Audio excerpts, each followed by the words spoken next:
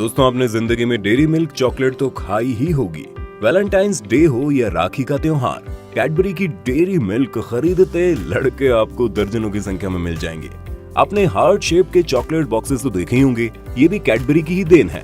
पर क्या आपको पता है, जिस चॉकलेट को आप इतने मजे से खाते हैं, उनके टेस्ट की फाइनल टेस्टिंग कंप्यूटर्स खुद चक्कर करते हैं। जी हाँ, कंप्यूटर्स को खिलाकर ये फाइनल किया जाता है कि आखिर ये चॉकलेट मार्केट में भेजने लायक है कि नहीं। ऐसे में कई और तरह के चौंकाने वाले प्रोसेसेस शामिल है इस चॉकलेट को फैक्ट्री में बनाने, और आज हम ऐसे ही कुछ राजों से पर्दा उठाने वाले हैं। तो बने रहिए वीडियो के अंत तक और ये भी जानिए क्या थी कैडबरी की अमिताभ बच्चन वाली कंट्रोवर्सी। कैडबरी चॉकलेट्स की शुरुआत बेहद ही मजेदार है। कैडबरी के फाउंडर जॉन कैडबरी ने जब यूके में बहुत सारे लोगों को शराब की आदत से परेशान देखा तो उनका मन काफी तंग हो गया। जब उन्होंने एक आदमी से पूछा कि वो शराब क्यों पीता है, तो उसने जवाब दिया इसके टेस्ट के कारण। कैडबरी ने उससे पूछा अगर वो उससे भी बेहतर चीज पीने को दे तो वो क्या शराब छोड़ देगा। उस आदमी ने हाँ में जवाब दिया और कैडबरी लग गए एक ऐसी चॉकलेट ड्रिंक बनाने में जिसे लोग शराब से भी ज्यादा पसंद करें। उनकी कोशिश काम कर गई और उन्होंने लिक्विड हॉट चॉकलेट बेचनी शुरू कर दी। इसके कुछ सालों बाद 1897 में जब एक दिन बहुत सारा सामान बच गया था तो उसे खराब होने से बचाने के लिए कैडबरी ने उसे बार्स की शेप में रख दिया और उनसे बनी पहली कैडबरी चॉकलेट्स। इन चॉकलेट्स ने देखते ही देखते बाजार में धूम मचा दी और इंग्लैंड की रानी क्वीन विक्टोरिया भी इनसे बच नहीं पाई। क्वीन ने कैडबरी को एक रॉयल कॉन्ट्रैक्ट दिया और राजघराने में चॉकलेट्स पहुंचाने की जिम्मेदारी तब से आज तक कैडबरी की ही है। इसी वक्त कैडबरी ने क्वीन को खुश करने के लिए अपनी चॉकलेट्स को पर्पल पैकेजिंग में बेचना शुरू कर दिया। पर्पल ही क्यों? पर्पल इसलिए क्योंकि पर्पल एक रॉयल कलर माना जाता है जिसे बनाना इतना मुश्किल था कि सिर्फ अमीर लोग इसे अफोर्ड कर सकते थे।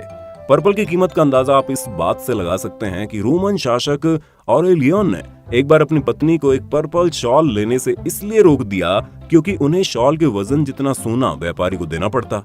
इसी वजह से पर्पल राजशाही का एक प्रतीक बन गया था। पर्पल रंग आज के दौर में कैडबरी की पहचान बन गया है और 2013 तक कैडबरी ने अपने इस पर्पल शेड का ट्रेडमार्क भी खरीद रखा था। फिर नेस्ले ने इन्हें एक कोर्ट में चैलेंज किया और आखिरकार कैडबरी के हाथों से ये अधिकार छीन लिया गया। अब बात करते हैं इसकी मैन्युफैक्चरिंग की। कैडबरी चॉकलेट्स को बनाने के लिए सबसे पहले जरूरत है कोको बीन्स की। कैडबरी ये कोको बीन्स अफ्रीकन देश घाना से मंगवाता है, जहां पर पहले कोको के पेड़ों से कोको पॉट्स निकाल लिए जाते हैं और फिर इनके अंदर से निकलते हैं कोको बीन्स, जिन्हें धूप में सूखने के लिए छोड़ दिया जाता है। कैडबरी के बारे में एक अच्छी बात यह है कि कैडबरी ये कोको बीन्स कोको लाइफ नाम की एक संस्था से खरीदता है, जो घाना में लोगों के विकास के लिए लगातार काम कर रही है। इन कोको बीन्स को घाना से फिर बाकी देशों में भेजा जाता है, जहां इनके ऊपर का शैल निकलने के बाद अंदर के कोको को अलग से रोस्ट किया जाता है। रोस्ट करने से कोको का स्वाद और भी निखर कर बाहर आता है। साथ ही रोस्ट करते समय कोको की खुशबू चारों तरफ बिखर जाती है।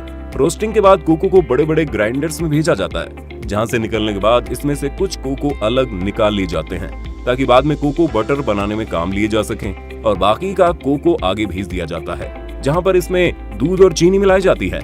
दूध और चीनी के मिलने के बाद ये गाढ़े लिक्विड में बदल जाता है, जिसे फिर एक वैक्यूम ओवन में डालकर फिर से पाउडर बना दिया जाता है। जी हाँ, ये प्रोसेस सुनने में अजीब तो लगता है कि आखिर पाउडर से लिक्विड बनाने के बाद वापस पाउडर क्यों बना रहे हैं, पर कैडबरी का कहना है कि इससे इसके स्वाद में इजाफा होता है, इसलिए एक बार नहीं, दो बार नहीं, बल्कि 3 बार इस प्रोसेस को रिपीट किया जाता है। इसके बाद अब हमारा पाउडर आखिरकार तैयार है बाकी इंग्रेडिएंट्स के साथ मिक्स होने के लिए। याद है, कोको बटर बनाने के लिए हमने कुछ कोको पाउडर अलग निकाल लिया था। अगले स्टेज में हमारे नए मिक्सचर में कोको बटर और आर्टिफिशियल फ्लेवर्स डाले जाते हैं और फिर इस मिक्सचर को सांचों में डालकर आकार दिया जाता है। इन सांचों को एक कन्वेयर बेल्ट पर रखकर आगे फ्रीजर की तरफ भेजा जाता है। फ्रीजर में जाने से पहले ये भी ध्यान रखा जाता है कि इन्हें हिलाते हुए आगे भेजा जाए ताकि सांचों में ये चॉकलेट बराबर से डिस्ट्रीब्यूट हो पाए और बीच में कोई एयर बबल भी ना आए। फ्रीज हो जाने के बाद आपकी चॉकलेट बनकर बिल्कुल तैयार हो जाती है। अब इन पर एक ग्लॉसी चॉकलेट एडिबल शीन ऊपर से चढ़ा दी जाती है ताकि ये जल्दी पिघले ना। पैक करने से पहले एक सेंसर इनका वजन तोल कर देखता है और वजन में गड़बड़ी होने पर उस चॉकलेट को बाकियों से अलग कर देता है। सब कुछ सही होने पर अंत में एक पैकेजिंग मशीन की मदद से इन्हें पैक करके आगे भेज दिया जाता है। ये थी प्लेन चॉकलेट की बात, पर डेयरी मिल्क के तो और भी कई वेरिएंट हैं। Fruit and nut, bubbly, Oreo और न जाने क्या क्या। इनका प्रोडक्शन कैसे होता है, इनके बारे में हमारे पास कुछ डेटा मौजूद है और कुछ कैडबरी की पॉलिसीज के कारण जानबूझकर दुनिया से छुपाया गया है। फ्रूट एंड नट को बनाने के लिए कंपनी लगभग वही तरीका फॉलो करती है। बस आखिर में मोल्डिंग सेक्शन में डालने से पहले चॉकलेट में बादाम और बाकी तरह के नट्स डाल दिए जाते हैं ताकि वो साथ में फ्रीज हो जाएं। डेयरी मिल्क की बबली चॉकलेट के लिए भी इंटरनेट पर एक बहुत ज्यादा मशहूर तरीका है, जिसमें आखिर में चॉकलेट को फुलाने के लिए मिक्सचर में बेकिंग सोडा का इस्तेमाल किया जाता है, पर अभी तक कंपनी ने इस दावे पर कोई टिप्पणी नहीं दी है। वैसे भी इतने फेमस प्रोडक्ट की रेसिपी कंपनी यूं ही पब्लिक में नहीं बताना चाहेगी।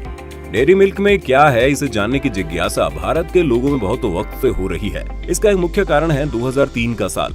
इस साल देश भर के कई जगहों से खबरें आई थी कि कैडबरी की चॉकलेट्स में कीड़े पाए गए हैं। इसका कोई प्रूफ नहीं था, पर अफवाहों को प्रमाण की जरूरत न तब पड़ती थी न पड़ती है, और एक जंगली आग की तरह पूरे हिंदुस्तान में खबर घर घर फैल गई कि डेयरी मिल्क की सेल कम होती चलेगी।